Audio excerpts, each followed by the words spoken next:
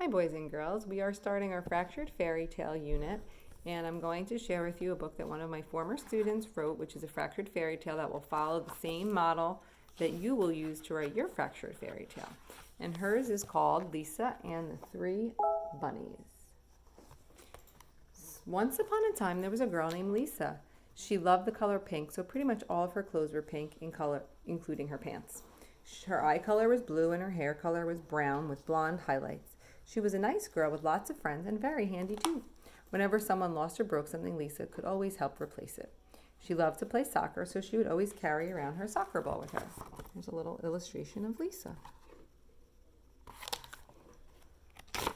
Nearby, there was a family of bunnies. There was a Papa Bunny who was very nervous. When something was missing or went wrong, he would get all worked up for nothing.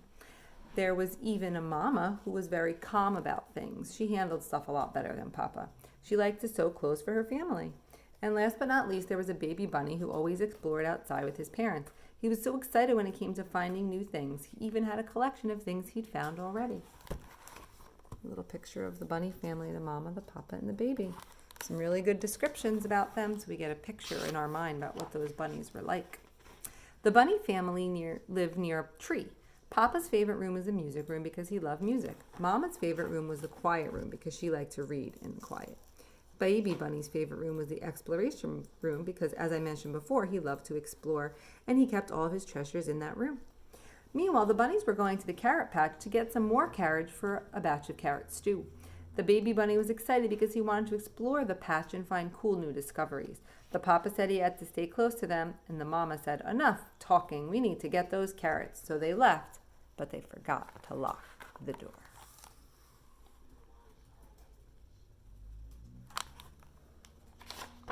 On that same day, Lisa's parents were going away for a picnic. Lisa decided to explore the meadow. Before she left to explore, she asked her parents if it would be okay. Her parents said she could as long as she did not go past the oak tree. Lisa said she wouldn't and left home. When she got there, she was having fun, but she saw the most beautiful flowers beyond the oak tree. She thought her mother wouldn't mind if she took a few steps past the oak tree. The flowers were by the end of the meadow, which led to the forest. When Lisa got there, she saw a hole at the bottom of the tree. She was just small enough to fit through, so she climbed in. When she got in, she found herself in a well-decorated kitchen. She saw 3 bowls on a table. She was hungry, so she tried the first bowl of carrot and cabbage stew. It was too mushy. Yuck. So she tried the second one. It was too watery. After that, she tried the last one, and it was just right. It was so good, Lisa ate the whole thing.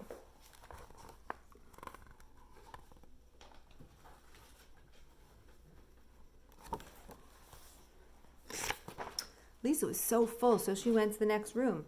Lisa found 3 TVs. One was huge, so she turned it on. It was so loud, too loud. She turned it off right away. She went to the next TV and turned that on. The volume was too low. She couldn't hear a word the show people were saying. Lisa walked over to the last TV, turned it on, and saw her favorite show, Dance Time. Lisa started to dance along with the remote in her hand, but her hand got sweaty and the remote flipped out of her hand and broke. Lisa felt bad about what she did, but she was tired, so she went to finish exploring the house and maybe find a place to lay down. Uh-oh. Broken remote. Lisa found a staircase that led to a bedroom. There were 3 dirt beds.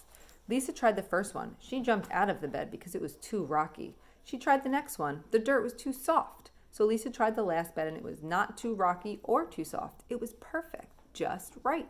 So perfect she fell fast asleep.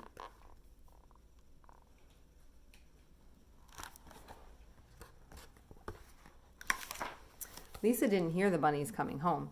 She was still fast asleep. Papa Bunny was about to sit down and eat his stew. He saw that someone had tasted it. Mama checked her stew and someone had been tasting it too. After that, Baby checked his stew and saw it had been all eaten. Papa almost fainted, but Mama cooled him off before he could. They decided to let it go and watch some TV. Papa felt his TV and knew someone had been watching it because it was warm. Mama's TV was warm too.